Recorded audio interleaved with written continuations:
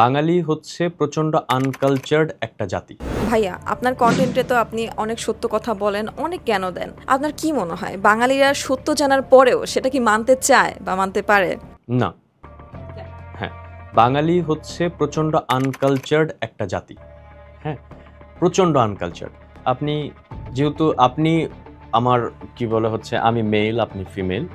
তো আপনি দেখবেন আপনি যখন বাজারে যান হকাররা খুব কিন্তু টন্ট করে। তাই না? টন্ট মানে একটা রিকশাওয়ালা নোংরা কথা বলতে পারে। আমি পুরুষ মানুষ, আমি নিজেও শুনেছি। পৃথিবীর অন্য কোনো দেশে এই জিনিসটা হয় না। যে একটা হকার, একটা রিকশাওয়ালা বা কেউ আছে যে দিন এনে দিন খায়, এই মানুষগুলো কাউকে নোংরা কথা বলবে। তো আমরা এত পরিমাণ আনকালচার যে কি বলে বিশ্বের অন্য কোনো দেশে আমাদেরকে নিয়ে কখনো কথা হয় না। সেটা নিউজিল্যান্ড থেকে পাকিস্তান হোক আর হচ্ছে আমেরিকা থেকে অস্ট্রেলিয়া হোক না কেন, আমরা কিন্তু কোনো আলোচনায় আসি না।